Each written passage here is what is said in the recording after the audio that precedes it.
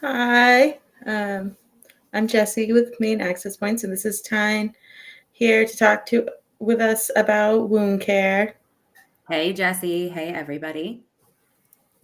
Coming to you live from Indianapolis, Indiana. Thanks for having me today. Yeah, definitely thank you for coming. I don't know if we want to give it a couple minutes, see if anyone filters in, Yeah, or for sure. yeah. Yeah, we definitely can. So today we'll just be talking about some basic wound care, street medic work, and experience that I have, and how to deal with abscesses that range anywhere from pretty typical to pretty severe. So we'll talk about a variety of different things while we are on live today.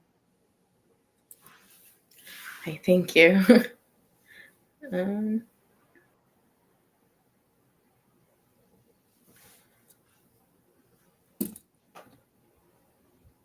I don't know how long we should give people before we just get started, but Yeah, I think I'm just going to go ahead and share my screen and make sure that we get all of that information up and we can rock and roll. And if there are things that people need me to go back over, I'm happy to do that at the end.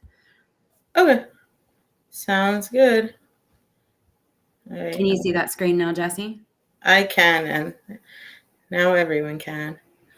Oh, I love that. All right, so I'm just going to go ahead and start so that we can make sure that we're spending as best our time. So this is, again, harm reduction wound care training, and my name is Tyne Parlett. I'm coming to you from Indianapolis, Indiana, and a little bit of background about me. I'm a facilitator and trainer and consultant with a company called Belonging Culture, Cultivating a Belonging Culture. I'm a trans non-binary Hoosier, and I've been working in harm reduction, abolition, and activism that centers the needs of vulnerable community members for really the greater part of the last 2 decades. I am a parent to a 17-year-old and studying to become a death doula, and that begins in March. Very excited about that training. I want to talk a little bit about what I'm hoping that we can all achieve tonight with this training. So thank you for either tuning in live and or coming back to this as you may need it for the people that you care about, including yourselves. So I want to make sure that I'm empowering all people with the skills and tools to care for those around them and themselves. I don't believe that basic care should be something that's not accessible to everybody. I want to ensure that people also understand the basics of harm reduction and street medic wound training and wound care. Knowing that we're not all doctors doesn't mean that there aren't things that are very accessible to us from our kitchens and our bathrooms that we can use to support ourselves. And I want to encourage simple, effective, and easy to use and easy to find tools and techniques that keep people safe and well. I think we're not all doctors, but sometimes we have to be, even though we're not.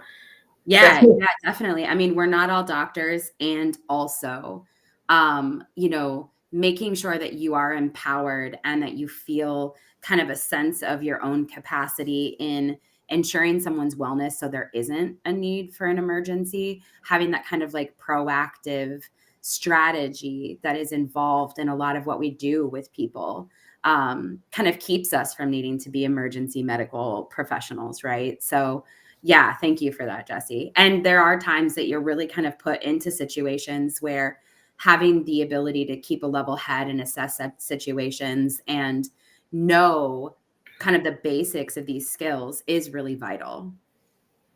yeah, definitely.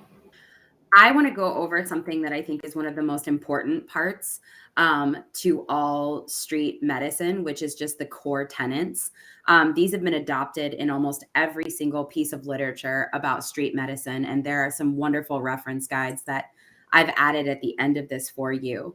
But I think that these are really the philosophies when you're assessing why you're here, why you're doing what you're doing with the population that you're serving, or how you're showing up for the people that are in community with you. I think these are some of the most important things that we can review.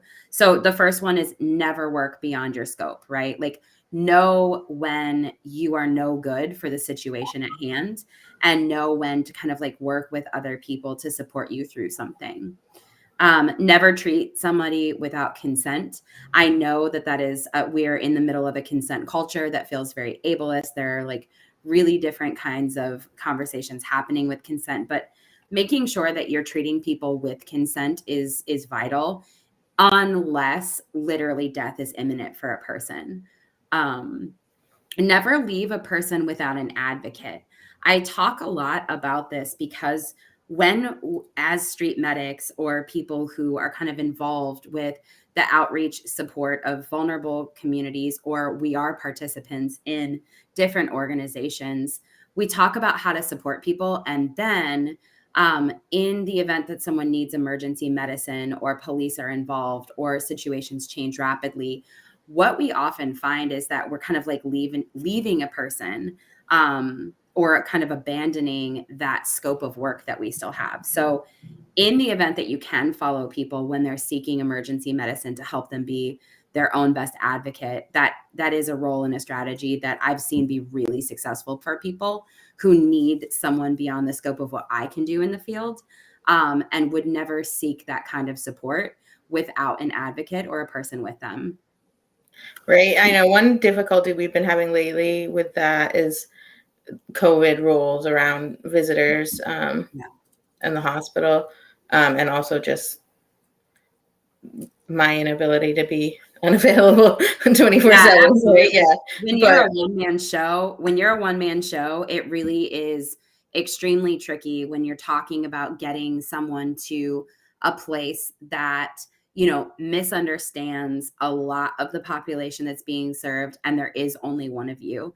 I think making sure that there's always a buddy system, and even making sure that people empower their own friends and their own community and their own families to kind of act as that strategist with them in emergency medicine is super important. Especially when you're talking about people who may be going in because they need a wound treated, and or are having kind of like, even this is for a mental health crisis as well, right? So never leave a person without an advocate, because we want them to be taken seriously, and we want the care to be the best possible. And what I've seen is that forcing accountability by there being more people on site, it really does work here very well. And so maybe that means training out a cohort, and making sure that people understand that we as community can serve each other the best. We have our own medicine, right? So thank you for bringing that up as well, Jessi. Another thing that I really want to bring up and draw out is not working during a personal crisis, right?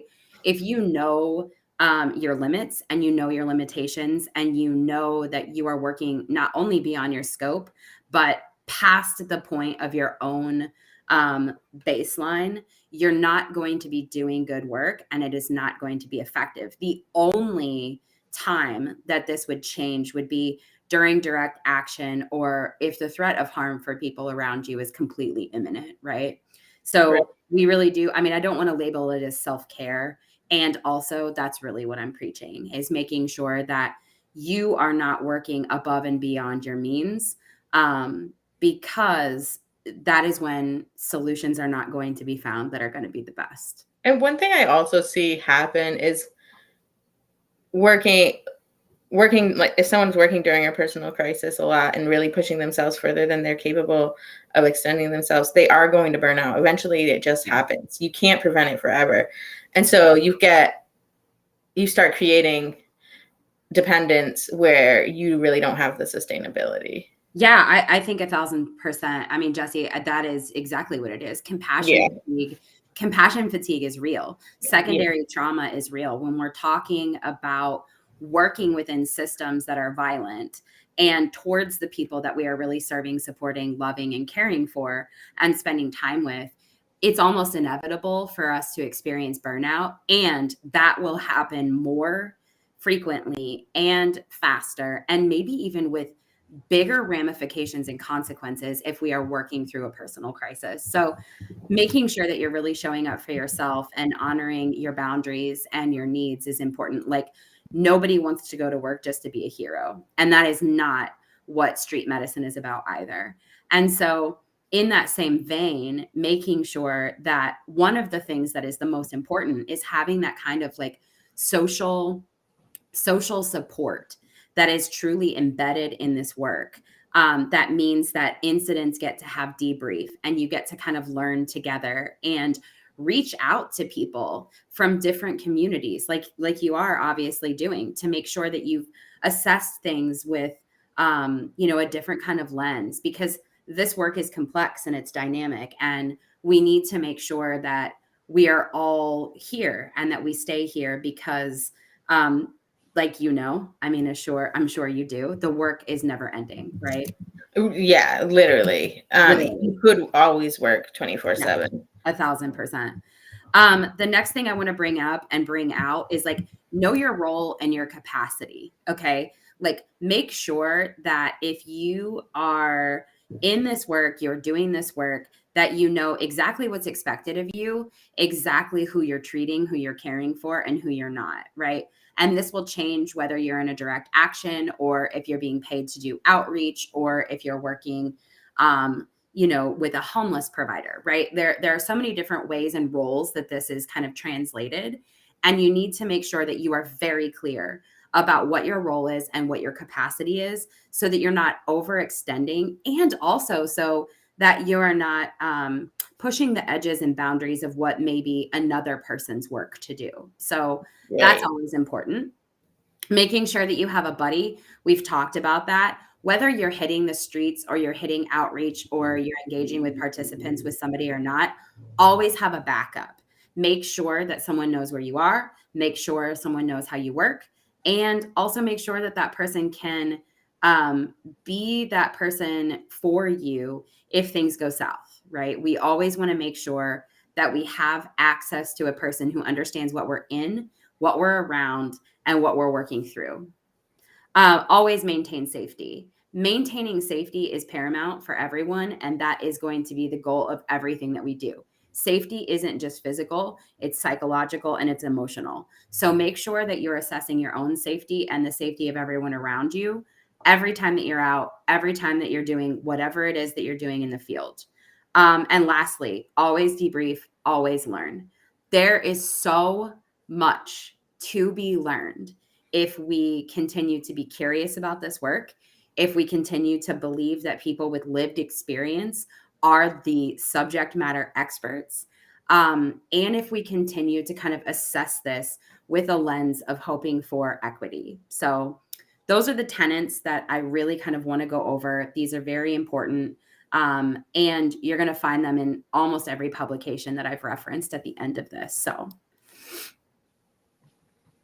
I want to talk now about things that we in the field and just kind of like in community could experience and be met with that always is going to need professional medical attention. These are kind of those full stop. I'm not going to be treating this. This is something that I am going to triage, stabilize, and call in a medical professional for. I want to start here because these are the kinds of things that, like, I don't want to leave with ambiguity. I'm not a doctor. Y'all are not doctors. And there are going to be some things that, like, in the human body, we can't fix. So I want to go over those if there aren't any questions yet, Jessi, that you have. Yeah, I don't have any. We haven't gotten any in the chat yet. So awesome. Okay.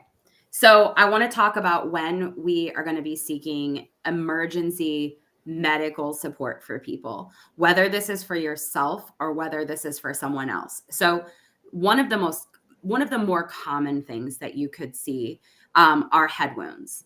And these can be head wounds due to blunt force trauma. These can be head wounds due to falls, loss of consciousness, fights, etc. Any kind of head wound where any of these things have happened need to be met with emergency medical attention. So if you have a head wound that includes loss of consciousness, seizures, unequal pupil size or dilation, uncontrolled blood loss, vomiting, or confusion, we are going straight to a medical professional. There isn't a single thing that you can do laying on the ground that an MRI machine can do. So we need to make sure that we're triaging that immediately. Gunshot wounds.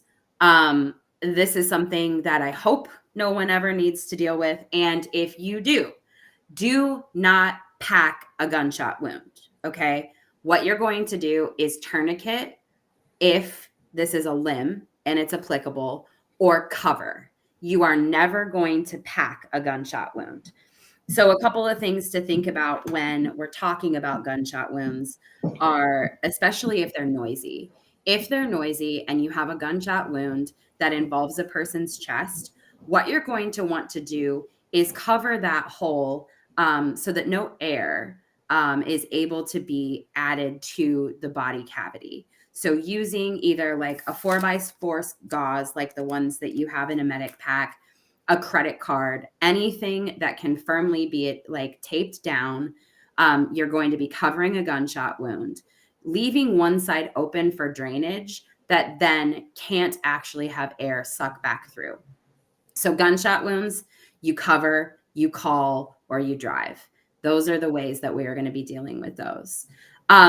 Eye injuries need to be treated the same way that gunshot wounds are, whether that is because of blunt force trauma, a fight, a puncture, a ballistic, any of those things.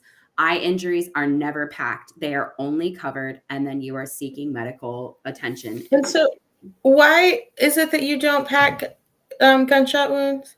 You don't, because you don't know. So here are the things that you need to know. You're not going to know. You don't know the extent of the damage that is internal. So if you are there when there's a gunshot, right, and you're watching a person, if a person is hit and you have been there, if there are 4 shots, that means there's going to be 8 wounds, right? 8 holes, because anything that enters has to exit. In theory, if you're looking at a person, right? And so packing a wound is something that is only going to make it harder to assess the damage and whatever has happened internally to a person. So what we're doing is we're controlling bleeding and we're covering. A gunshot wound in which there's like a ricochet is a wound and not a gunshot wound. I'm talking about a through and through wound that needs professional medical attention. Tourniquets are really handy, especially when we're talking about limbs. And also at the same time, make sure that if you're applying a tourniquet, you're also timing it. Okay. So if you can give that kind of feedback to any kind of emergency personnel, that is going to be helpful. And again, same with eyes. You don't know the extent of an injury. If you can't see it, you're going to assume that there is going to be something else added to the injury that you're not aware of that is going to need medical support. A couple of other things that you might be seeing, people being impaled with things. I've only actually seen this happen once in my own lifetime, and it's interesting. Don't take things out of people's bodies. If a person has been impaled, clean it, stabilize it, cover it. Don't take it out.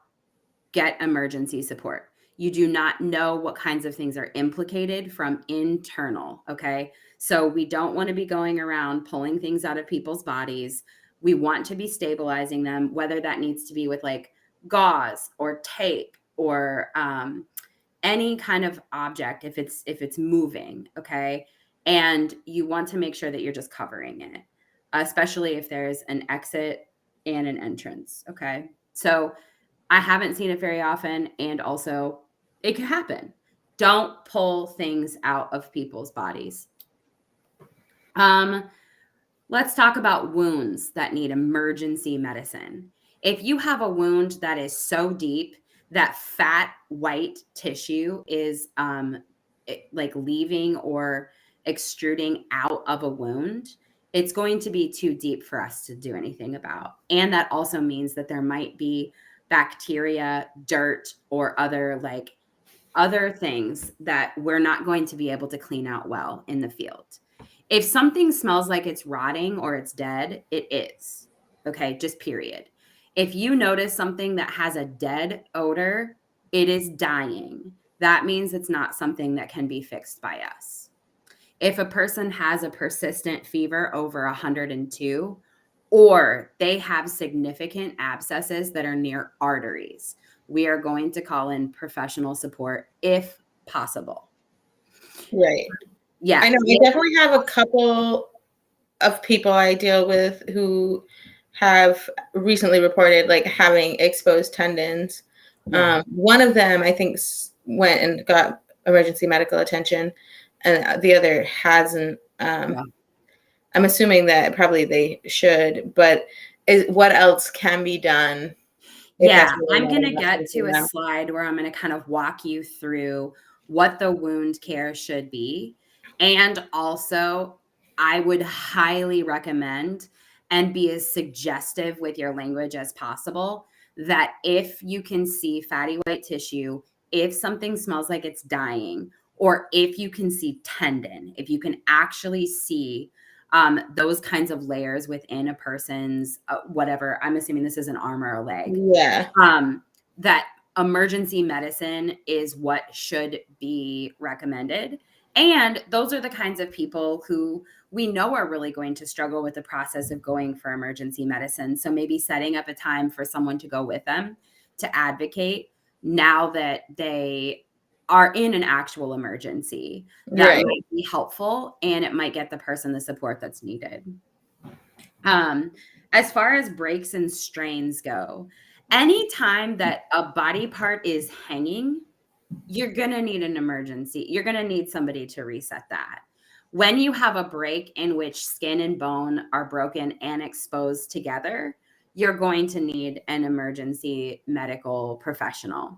And if a person has a break or a strain that is so significant that they cannot ambulate, which means like applying any kind of body weight or pressure, and that body part being able to, if that body part can't move or support weight, it cannot be splinted well, and it will not heal that way.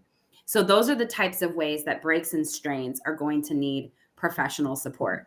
For the most part, when small body parts are broken or dislocated, they are something that you can work with in the field. And also, if any of these things are noticed, as in like hanging body parts, bones being present, or like a person genuinely not being able to move something, you're going to need to call in reinforcements for that. Jessi, do you have any questions about any of those? I don't think so. Okay. A couple of other just like basic aftercare things that we all should know, and also that every participant and every human being should know, are the basic aftercares for injuries. So when we talk about mobile injuries, when we talk about breaks, strains, muscles, any of those kinds of things that like would impede on our mobility, the ways in which we care for those types of injuries are rest, ice, compression, and elevation. Okay. So anytime that you see those types of injuries with participants, with yourself, with your family, you're going to do it's just called RICE: rest, ice, compression, elevation. When you talk about skin and body and wounds, you're going to stop bleeding, clean, cover, and repeat. It's clean, cover, and care. Okay. So stopping bleeding, cleaning, covering, caring. All right. And so, like, another caveat to that is if you notice wounds that are dry, you want to make them a little bit more wet. If you notice that there are wounds that are wet, you're going to want them to dry. And every single time you have a wound that is open, you're going to want to try and keep it covered to the best of your ability. I recognize that that is going to be hard for some people. Right. A lot of people, I think, want to try to like give their wounds air. Yeah. That's something I hear a lot when I try to tell people to cover their wounds, that they often are trying. And I think what they're really trying to do is dry it. Yes. A wound that is too wet will typically look wet, and it will typically look pale. Okay. So if you have a wound that can't dry because a person is living outside, or it's on the bottom of feet, or it's on a place where there's a lot of sweat, then what I would suggest is like cleaning and having some sort of like barrier. So making sure that there's an ointment, making sure that there is some sort of barrier that keeps the thing dry. Intuitively, that means that covering something with gauze makes the most sense, right?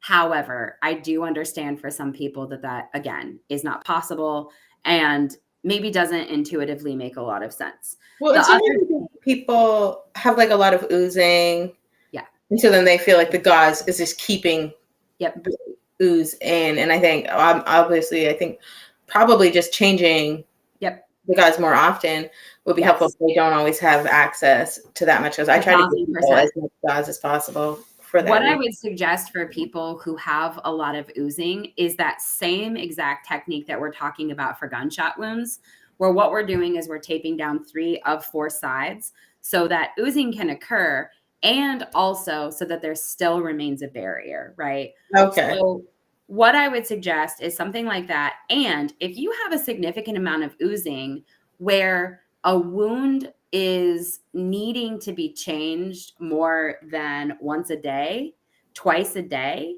that's probably grounds for some antibiotics and a different kind of cleaning regimen, okay? So my suggestion, even in those cases, is maybe to assess how cleaning is happening and what we're using for cleaning in those cases. But yeah, Jessi, I agree. There are going to be some times where covering is not optional and it's still going to be optimal, if that makes sense. Yeah.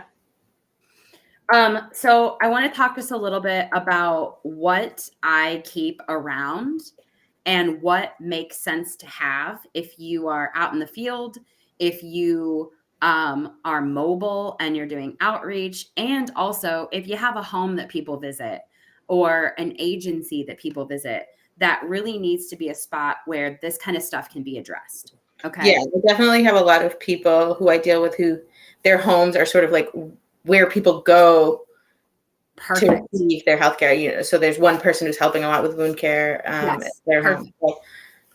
And I love that. And I want to make sure that those people can afford to keep doing those and that agencies have the kind of mutual aid that's necessary for that to happen. Yeah. So, as far as like environmental stuff goes, what's really important is a safe place out of the elements, right? So, if you can't have a house and you can't have a mobile clinic, making sure that you at least have a space that's out of the elements for you to be able to do the right kinds of assessments and the right kind of work.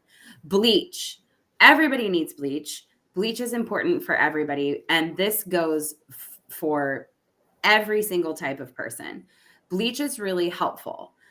It's really helpful if a person is engaging in needle sharing. It's really helpful if you are talking about doing wound care in which you can't keep a lot of sterile, like sterilization supplies on hand. Okay. So bleach is great.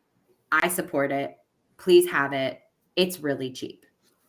And when we talk about sterilization habits, just know that sterile is optimal, clean is great, and everything else is subpar and really opening you up to the risk of infection. Okay. Yeah.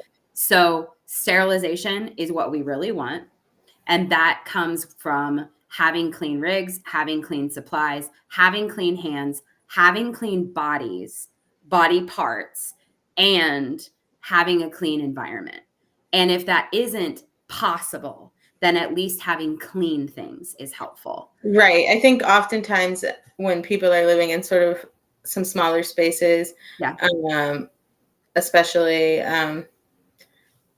it can be hard to really have a completely clean environment, but I try to get Yep.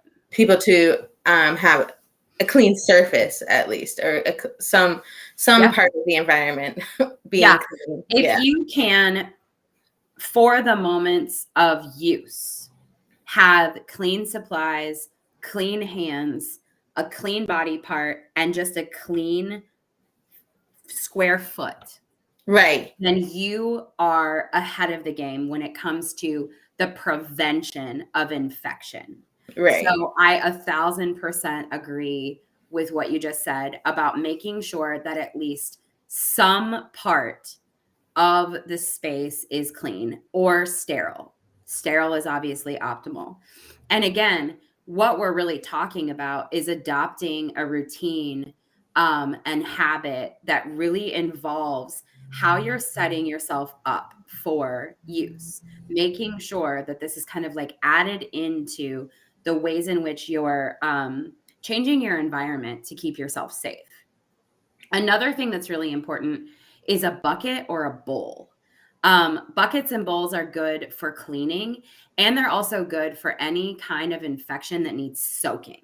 Okay. So when we talk about soaking things with Epsom salt, we talk about that being in warm water and in a bucket or a bowl. So always having a bucket or a bowl on hand is helpful, especially in those instances like you were talking about, Jessi, where the environment that you're in may not be predictable enough to always be clean, but you can kind of like have agency over a small area that you're working with.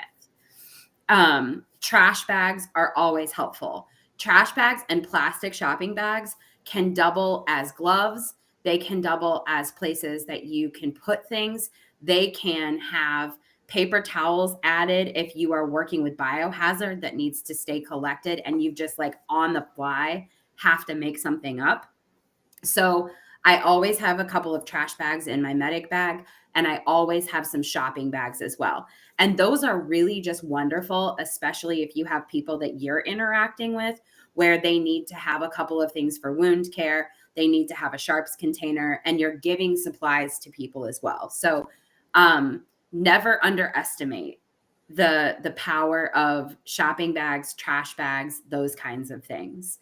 There's a ban in Maine on plastic shopping bags, and people really need them and use them for so many things. Yes. And I definitely like feel the sting of the ban like in my work with people. Yeah. And, you know, plastic shopping bags are just so much more cost effective than Ziploc bags, right? When we're talking about like really needing to have like a barrier and a receptacle at the same exact time, making sure that we have those kinds of things is super, super important. And Indiana is the land of the plastic shopping bag, Jessi. So I got you. I can help you out as much as I possibly can. Yeah. Well, I fortunately I live in New Hampshire, so I can get them more than some people in Maine. But anybody in Maine, if you need them, hit me. I got you. I'll see what I can do. Mutual aid is real, and it can happen, especially if it's a plastic bag you need. As far as tangible things go that I always have with me, I always have gloves. I have gloves in every car that I drive. I have gloves in every bag that I carry. I have gloves with me all of the time.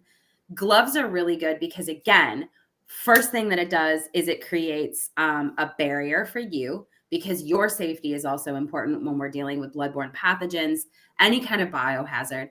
And also, they're really handy. You need to give somebody 10 ibuprofens and you don't have a way for them to carry it that's waterproof. Throw them in a glove, tie it up, put directions on it in a Sharpie, and hand it to them, right? Right.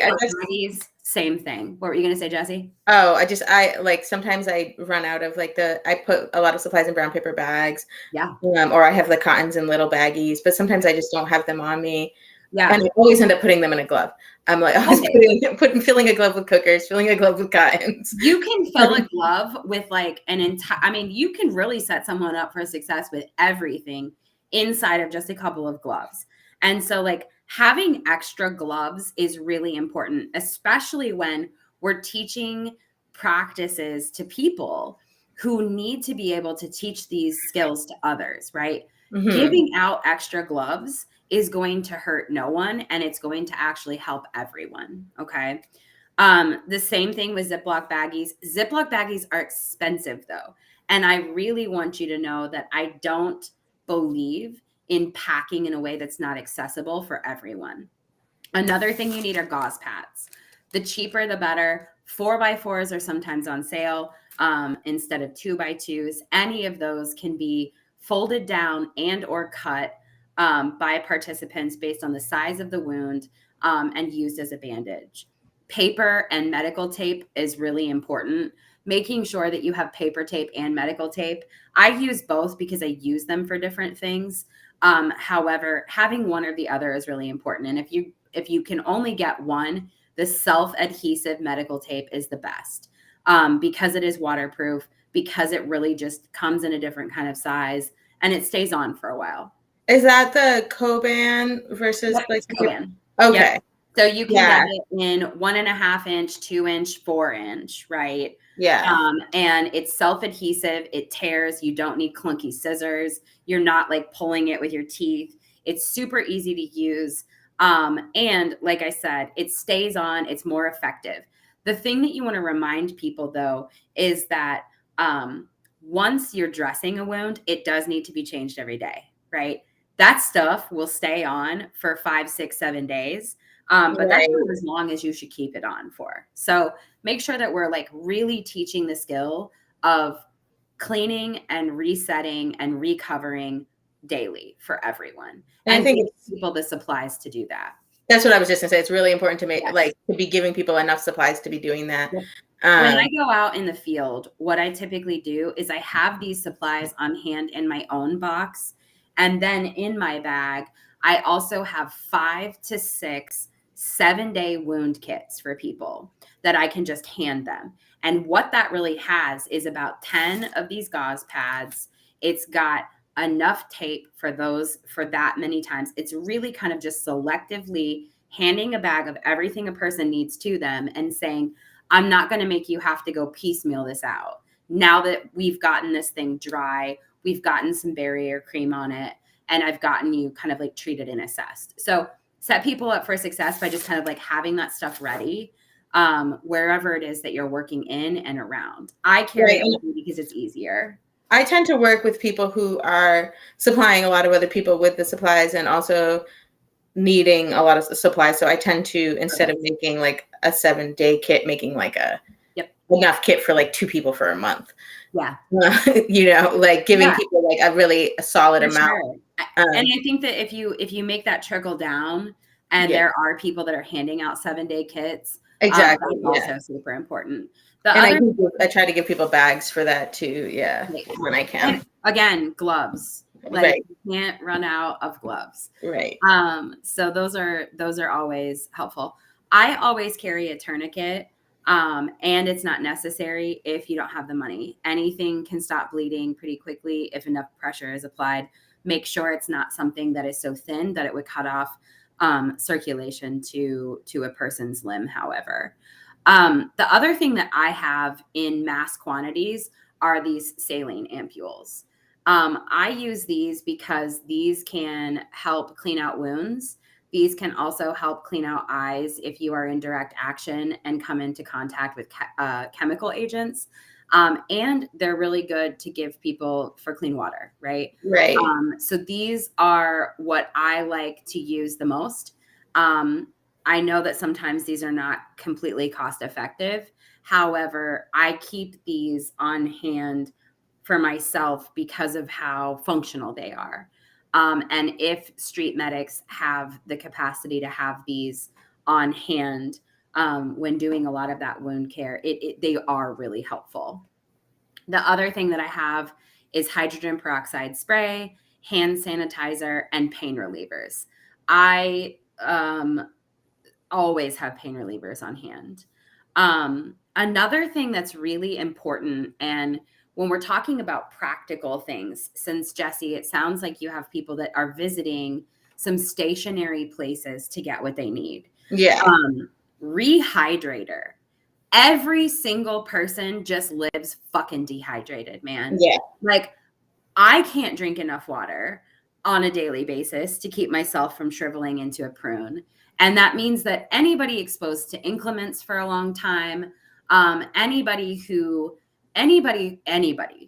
is going to be fucking dehydrated, especially people that have open wounds.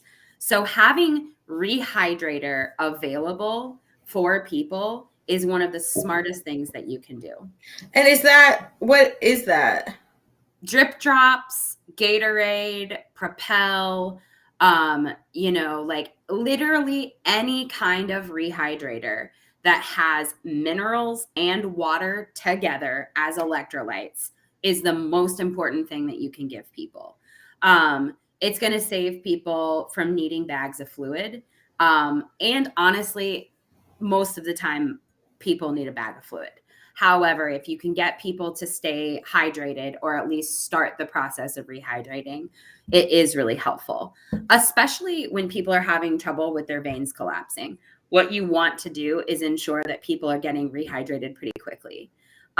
So make sure that that stuff is always on hand, and that can be powdered versions, and you could just have Pedialyte, like generic Pedialyte, just laying around. But those are the kinds of things that are really, really important. Another thing that I see a lot is low blood sugar.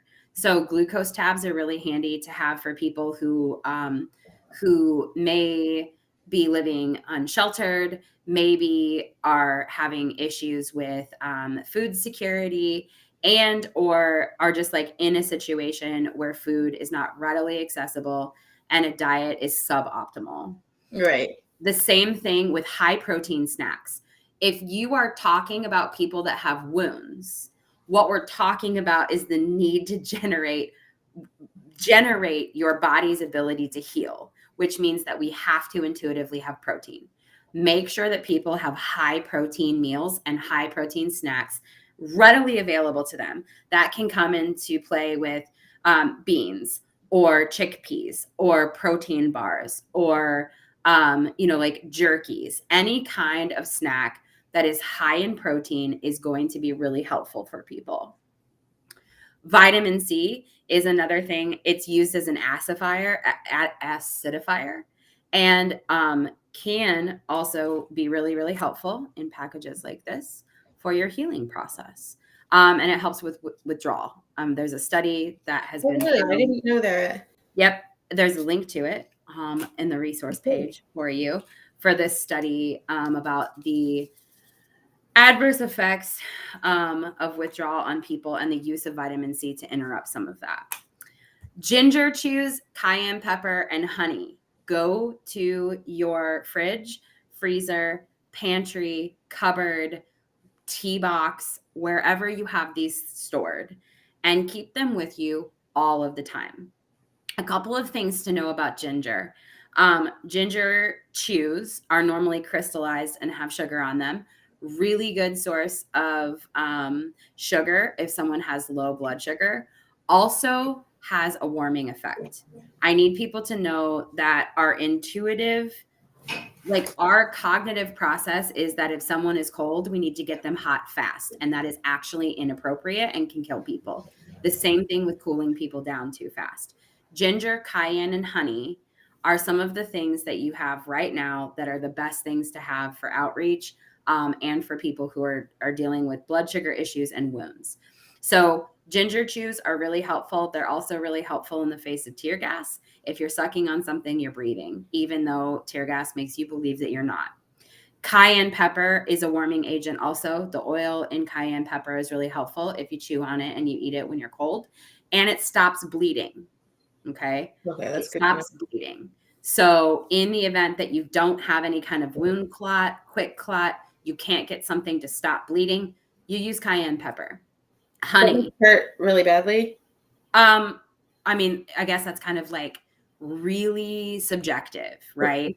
I've used it on myself and it didn't hurt any more than how bad I was bleeding and the wounds that I had, right? Okay. Like we're talking about wounds that don't stop. Right, bleeding. right. Like someone really is going to lose too much blood, cayenne pepper.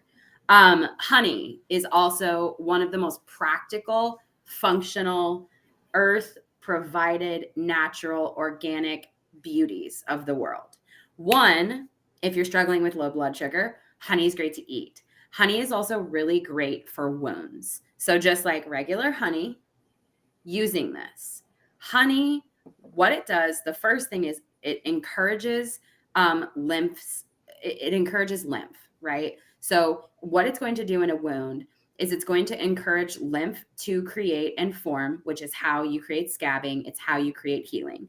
The other thing that it does is it helps to draw out bacteria, and it's good for low blood sugar. So wound care basics, if there is just literally nothing around for people to use in an environment, they can't get barrier cream, they can't get access to things, using honey, going into a Starbucks and saying, can I have a package of honey, right? Yeah. And using a gauze is going to be really helpful. So it's a natural coagulant too. We're using it as a barrier cream. People have used this for longer than we have had street medicine. Okay. Another thing that's really practical that you need to have with you are socks. The amount of people that have gross socks, Jessi, it's just like, it's going to stop surprising me one day. Everybody needs socks. So like put them on an Amazon wish list, do whatever we need to do, but get people some clean socks. Yeah, I forgot to ask for that actually in my, like, we have like this organization that is so great that gives us some mutual aid supplies. They have a few specific things, or a number of specific things they help with, and socks is one. And Socks definitely add that to my list this time. I can't stress enough the Yeah. importance of dry, warm feet, especially for people who inject in lower limbs. It is vital that Right. people have access to socks to stay dry. Another thing that's really helpful for people to have around is Benadryl, and then 2 types of cream: Benadryl cream and antifungal cream.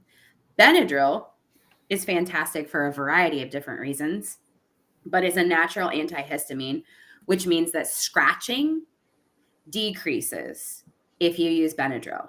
So if someone has any kind of issue dermatologically that they are going through, trying to support with Benadryl is really helpful. The other thing that it is it's a sedative. Super helpful if somebody's having issues with anxiety, issues with mental health, and really on the fly need something that they have quick access to. Yeah. Benadryl cream is really great for summertime and for any time where like sweat inhibits a person's ability for their skin to heal from any kind of dermatitis that might be going on. So eczema that itches really bad, that like people are scratching and opening wounds from. Those are the kinds of things that you want to use Benadryl cream for. It has like a lidocaine in it too. So it kind of takes the sting and the burn out of stuff. Yeah. An antifungal cream, can't talk to you enough about the ways that Vicks and antifungal cream can help people with their feet, with their fingers, with their elbows, with their arms, with all of the places that you can really struggle with ringworm and other kinds of dermatological issues that then, can really not be helpful and supportive for other wounds that we could be talking about. Do you have any questions about the wound care kits or like other ways that you've seen people working out in the field that are interesting to you? I know I've seen some people use enemas instead of just the little saline ampules if they need larger amounts of saline at a time. Yeah, I mean, an enema is always like, and like harm reduction, we talk about that for all different kinds of things. Enemas are great. And also like at the same time, bags of fluid, the reason that I use ampules like this are literally just because I'm typically walking and carrying things, right? Right. So if you have a stationary place where you can have large quantities of stuff, like go off, absolutely go off. Make sure though that what you're doing is you're still supporting sterile environments, Right. environments with the ways in which you're storing stuff, if that makes sense. Yeah, definitely. Let's get into the gross shit that we're all here for, shall we? Sorry, my cat's like interfering. Okay. Your cat's excited about abscesses? Yeah, very. He's turning my computer away from me. All right. So I want to talk about abscesses. I want to talk why they happen, and I want to talk about what we're going to do about them. This is a pretty common type of injury that you're going to see. I know, Jessi, we've talked, in length about this and about how common this is. And I want to make sure that we're kind of like demystifying a lot of it. So an abscess is literally just a localized collection of pus and infected matter in any body part. And abscesses don't have to happen at injection sites. They do commonly, and also that isn't sometimes where the infection and abscess occurs. So abscesses can occur anywhere, and primarily this is going to be due to unsafe injection habits. And most commonly, it's caused by staph. Okay. So what we're really talking about is learning how to teach and empower people for these good habits and this good hygiene when injecting to prevent abscesses, right? I know you've been talking a lot about that, Jessi, Yeah. and how to keep things sterile, how to keep things clean, and what to do if you still get abscesses, Well, and right? because we've been having lately some cuts that I think are particularly damaging, so that people don't actually have to miss a shot to be getting damage from whatever's in the cut, that even just the little bit that leaks out after injection is really causing a lot of serious problems. Yeah, absolutely. I think that I agree that it doesn't. The frustrating part is going to be that I think we're going to see that more common. I think this is just going to stay being like the trend. Yeah. So the two types of abscesses that you can have are the exploding abscess that breaks out and it's visible in the skin, right? Like you can see it. It's called an exploding abscess because you can see it. Right. The other kind is impounding, which means really what's happening is that the pus collects and it drills down underneath the skin and it never actually. What we've been seeing a lot more of. Yeah, that is where it's never actually coming to the surface. Okay. And if you're seeing that, or it was way too late. Yeah. Oh, of course you're seeing it way too late. Yeah. You will find it, but by the time you find those impounding abscesses are when emergencies are already occurring. Yeah. Right? We know that to be the case with what you've been talking about, Jessi. Yeah. Okay, so here are some reasons why this is happening. A lot of the reason why is because impurities and things that are being mixed don't dissolve at the same rate and sometimes don't dissolve at all. So you're seeing things that dissolve differently, right? That sometimes don't dissolve entirely or inherently at all. And this also happens when we're using the wrong kinds of cottons too. Cigarette filters can do the exact same thing. Yeah. And so when you have inactive ingredients and stuff like starch, lactose, sometimes different kinds of chemicals, these things irritate the shit out of every part of your body when they are injected. So, right? Do you know, are there cuts that are better? I know a lot of people using just like plain Domino sugar. And that seems to not really cause a lot of problems, but I've been trying to like look at what cuts to recommend people are using. Yeah, so that is really interesting, and I don't know what is going to be better, but I do know that you can use vitamin C. And so I will ask a couple of other people about their experiences with one or the other, because I don't actually know. And what I do know is that there are some things that will just ultimately set you up for failure. Right. They're just. I had heard lactose was generally pretty safe. I know in some of the safe supplies like, I read about. There's a difference between the lactose that you're using. There's a difference between sugar and what is in a benzo, right? What is like the chemical component and structure of a drug. And so what we're really seeing is that some chemical structures are not dissolving and breaking down in the body in the same ways, which is causing discrepancy. And that's where you're getting those irritants. So things that have like high starch content are going to be a terrible idea. And so I'll find out for you. I know that there's a case study that Knapp and I were just talking about, and I will ask Jess their experience with a couple of different cuts and how to best empower people to be using things that are accessible again, which is the most important part. People aren't trying to really cause these problems. I know that we've had some issues with something that's been causing a rash lately, which finally that supply has changed to something that's not causing a rash, thank God. Rashes are terrible no matter what they're from. Yeah, it was like an immediate, like severe rash for like 6 out of 10 people who were using it. And we were just having like no ability to change that supply and like really like change what was, because the person we had contact with was not the person adding whatever was doing that. Sure. I will find out. I'll find out from Jess. Yeah. Who would be way more helpful about cuts than I will be. But I do know that like anything that has a high level of starch, you're Yeah. going to want to avoid. So something that has a better and smaller chemical structure is going to be easier for people. Yeah. This is the slide where we start looking at and exploring abscesses and in what stages they are in, and when I will touch them and when I will stop touching them. And when I will touch them and start talking to people and coaching them through the process of engaging in emergency medicine. So, Jessi, obviously, when we're talking about the beginning, when you see this kind of like warm, localized swelling that has kind of tight and shiny skin, but doesn't look like an orange peel, right? Doesn't look like it's got a significant amount of infection. This is when we're like thinking, oh yeah, totally should be doing something with the skin. Looks like I have an abscess, right?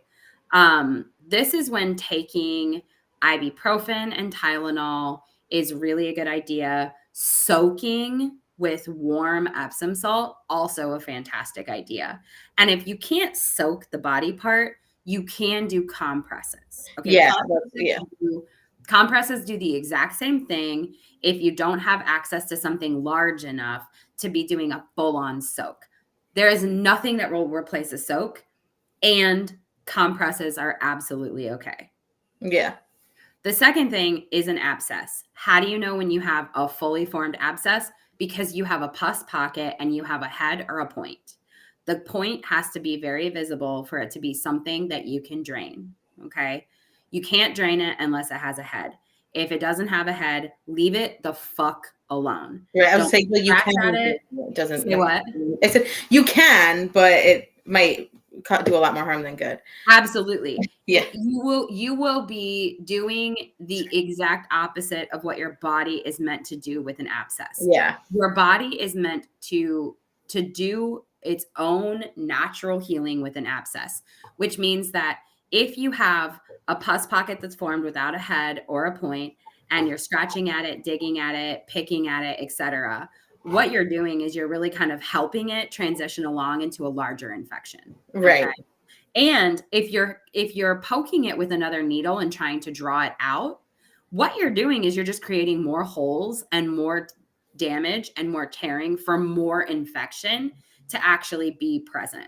So the last thing that you want to do is create more holes. The last thing that you want to do is create more pockets underneath the skin. So I'll talk about that later, but we are not going to be like shoving in a needle or poking or scratching at these things.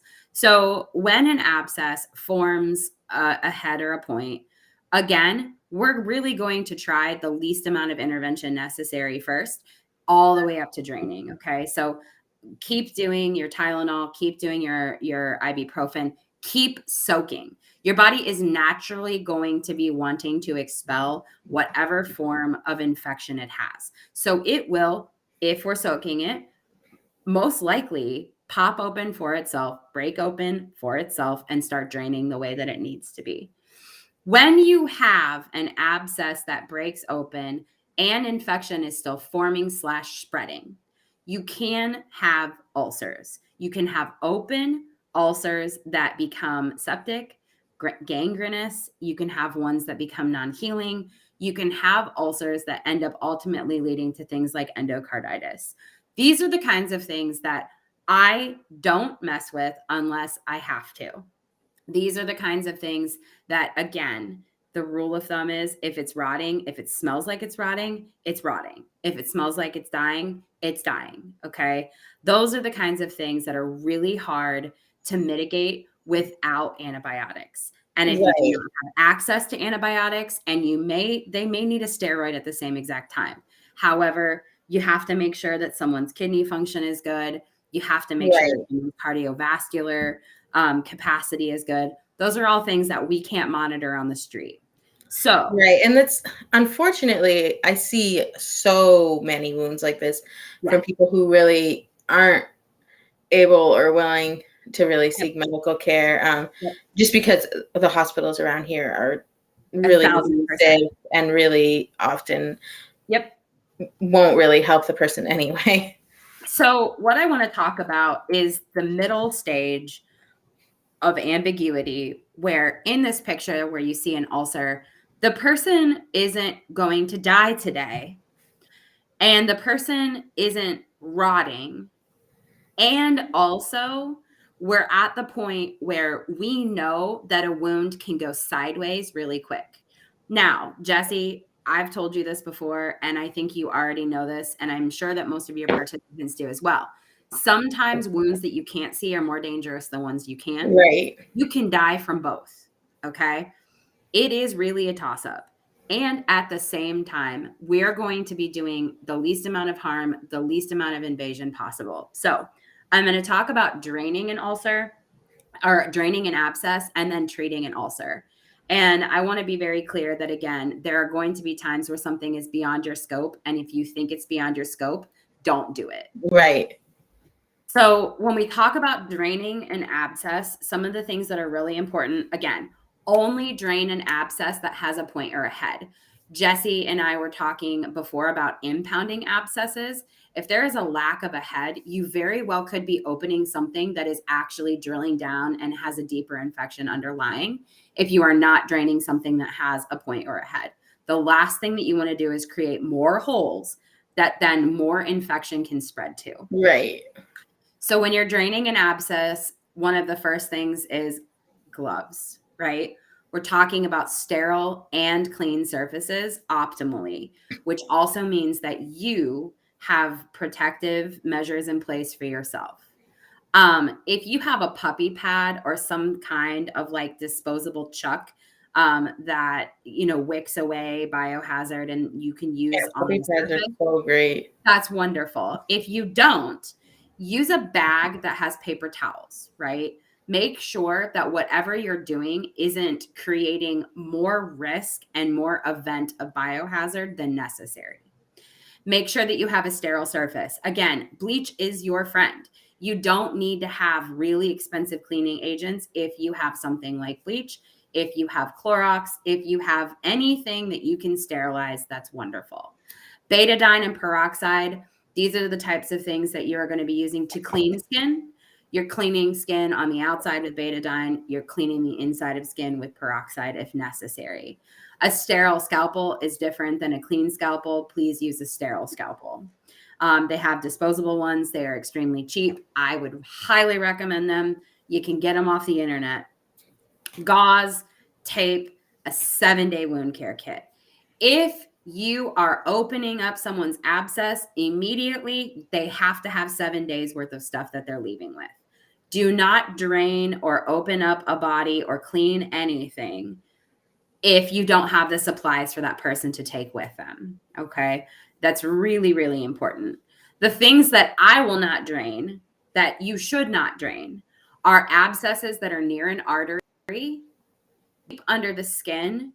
If an abscess wraps almost the entire way around a digit or a limb, so a finger, a hand, all the way around an arm, all the way around a foot, if it's larger than your palm, or if it has an extremely hard lump. That's something we've been seeing a lot of. Yes, these are things that you should not drain.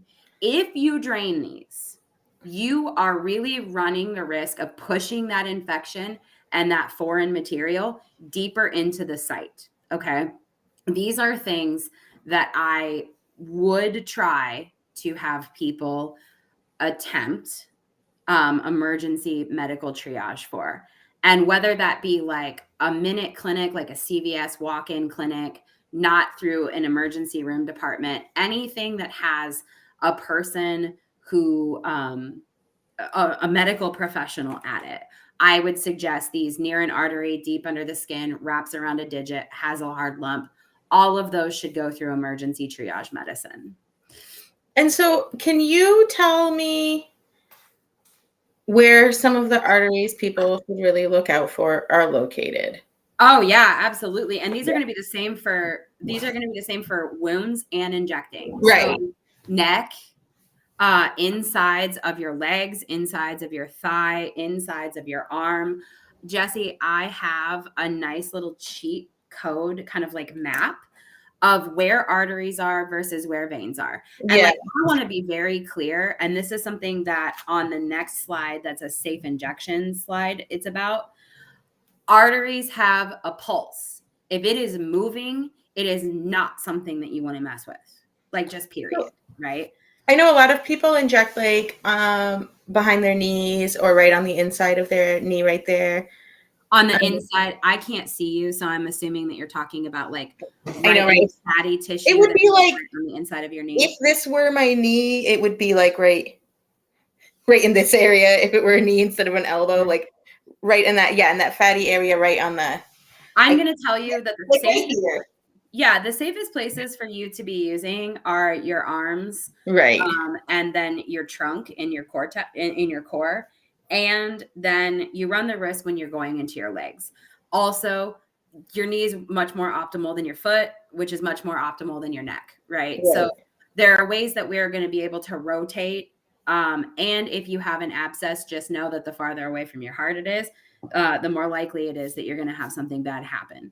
So I will show you, Jessi, at the end of this nice little diagram that has where arteries are versus where veins are, so that people can have this nice little safe injecting kind of template for them. But just know that if you can feel, so like you can do the same thing when you can kind of see veins and you can see arteries in your hand, your wrist, and your arm. If it has a pulse, it is something that you need to stay away from. Yeah. Okay. And when I mean near an artery, I mean within inches of an artery. So if it's somebody's foot, like you're going to an emergency room, right? Period.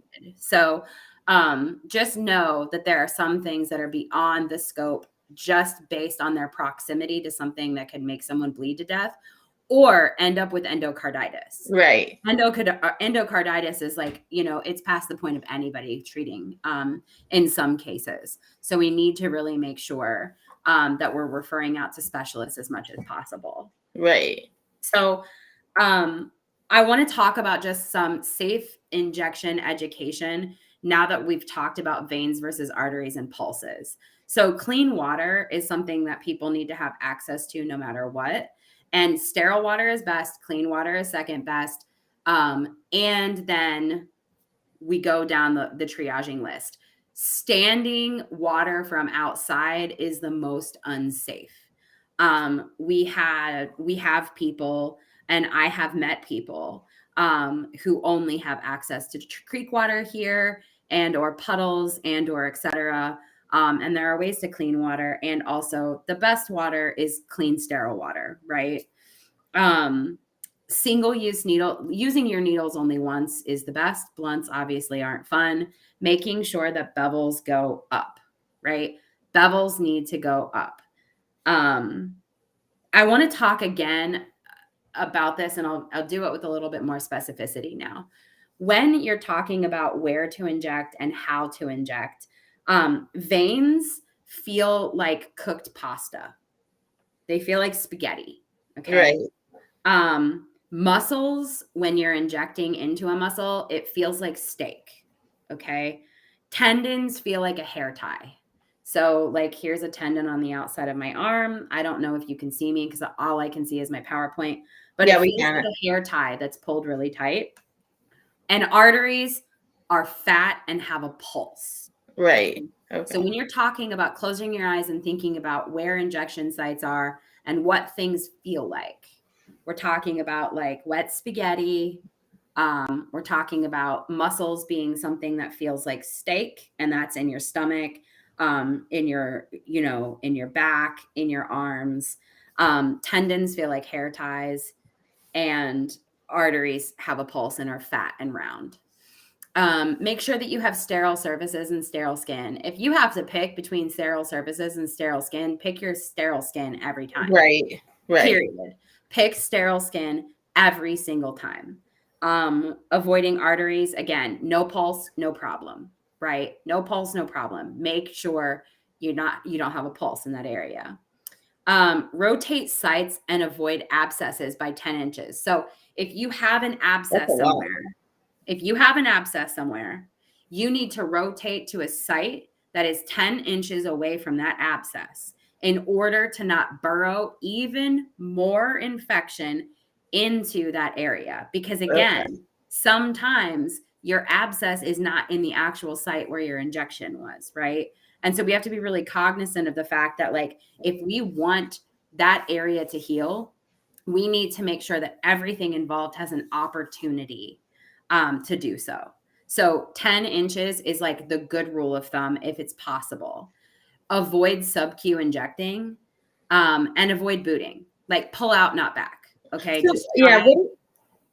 What exactly is booting? Because I feel like I've heard some people say it's something. Some people say it's something else. So booting is fishing for a vein, right? Okay. So if you're going past down in, or your bevel isn't the right way, and you're really trying hard with your positioning, do not pull back and then pull back multiple times on your syringe to see if you're getting blood flow. Okay. Pull out, retry. Okay. Do not keep pulling back. Okay. Does that make sense? Yeah, it does. And that's one thing I think is extremely helpful with avoiding booting and avoiding just like the leakages in the veins and like not being properly inserted in a vein. 1000%. It's like tying the tourniquet correctly and having a tourniquet that you can tie, like using a tourniquet, using it close to the site, and then also being able to untie it quickly or without really jostling the needle you have. 1000%. So the kind of tourniquet that you're going to want to be able to tie off, create tension, find your vein, get yourself set up, and then the goal is not to keep a tourniquet on. Right. And by doing so, you really are stressing an already compromised arm. So you're right, Jessi. I think making sure that your tourniquet is wide enough, right? Wide enough is the problem in most cases. And then that your tourniquet is loose enough and then is removed appropriately. Right. Yeah. That's why I teach people normally to like tuck so they can just pull it and remove it very quickly, and try to teach people some techniques to do that jostle the needle less, because I'm finding a lot of people don't use tourniquets because they're not tying them correctly. So then when they are untying them, it's jostling it too much and their needle is falling out or going through in that. Yeah, it's a clunky process. And also, in the event that you are you will get better at it. And the more that you position especially if you're using your arms, the more that you position your elbows and if you stay close to your body, right, it's better. And so I think you're right about the use of tourniquets being something that feels inconvenient and then also really clunky for people. And that passing through veins and having that kind of leakage does really support abscesses and injuries of all kinds. So you are absolutely right. And and I think that like if a tourniquet's used well, it can really prevent those sorts of problems. And if it's used poorly, it can exacerbate those problems. Absolutely. So again, tying off the right way, tying off not too tightly, tying off with something that is thick enough, right? So that we're not damaging or stressing out a vein. And also then removing a tourniquet well, those are all very, very important things. Yeah. Another thing that I want to bring up is that if a person has significant abscesses that are turning into ulcers, avoid injecting, snorting, smoking, even doing plugs, right? Like rectal insertion works.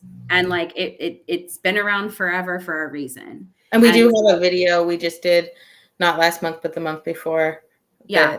Kristen and I did that on boofing too. So anyone watching can look that up. All of those things are really going to be formidable at allowing a person to heal, right? Making sure that a person can get abscesses and ulcers under control so that they don't need emergency medicine, so that we're not talking about blood poisoning. We're not talking about endocarditis. So those are all things that, again, I highly suggest for people who just have non-healing ulcers that could be susceptible to MRSA, right? Like the last thing we want is for someone to have these issues that end up leading to loss of limb or loss of life. Those are the things that we want to avoid at all costs. Right. And we definitely have a lot, at least in the area that I work in, a lot of people who do get very, very sick or die from infections, Yes. endocarditis. That's Yes. a huge, huge problem in the area. I think that, go I ahead. did want to mention, I have some people who have had like wounds for multiple years, maybe 4 or 5 years, had rather large non-healing wounds that have almost have done a tiniest bit of medical care during that time, but for the most part really aren't doing medical care or interested in medical care. Sure. And I don't know if you have any advice about some of those situations. Yeah, I have some tips and some tricks for those kind of like stubborn, hard to heal things that may have an underlying issue like autoimmune issue, Right. or like, someone who's living with Hep C, HIV, some comorbidities, people who have MRSA or susceptible to, staph infections, etc. I'll talk as soon as I share my screen so that I can see you and I can kind of do some demonstration. I'd be Yeah. happy to show you some ideas and some techniques with those kind of old school wounds that just like won't get better. Right. I want to talk about some non-emergent other possible things that can happen that left untreated or uncared for can be emergencies, but typically are not. So like cotton fever is another thing that happens to people. And this is like typically cigarettes, and also can be other cottons, but bacteria in cotton and in cotton filters can cause people to get pretty fucking sick. And you feel like shit for hours. If that happens for more than like 4 to 6 hours, you need to go to the hospital. Okay. Like just period. If you think that something has gone wrong and you are sick for longer than 4 to 6 hours ever, go to the hospital if you can. Other things that like I really want to call up are contaminated water, other kinds of like bacteria and fungus that you can get. Please make sure that you are cleaning. Clean, clean, clean, clean, clean. Clean things, including your own body, as much as you possibly can. And those kinds of practices really can mitigate a lot of not only the abscesses that we're seeing lately, but other kinds of illnesses that have cardiovascular implications, gastrointestinal implications. Mm-hmm. Nobody wants to be sick as shit for forever, Right. for hours, days, weeks.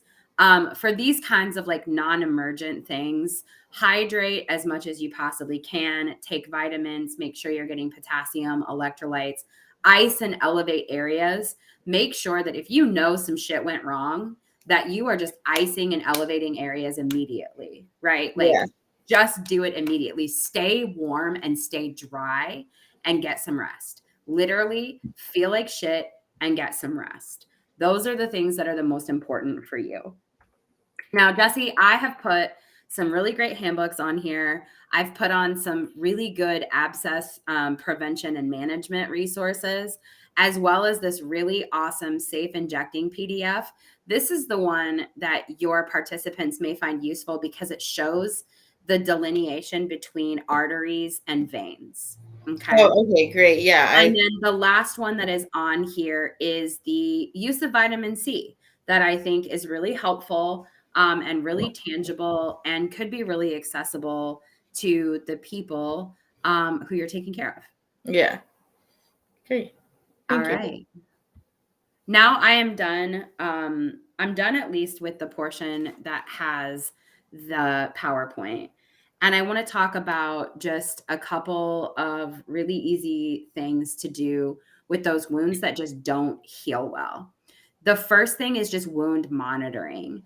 Anybody who has a wound, has come up against some sort of like infection in their body, needs to take note of what that looks like. And I'm just going to demonstrate kind of just on my hand what that looks like. This is where your art skills can come into play.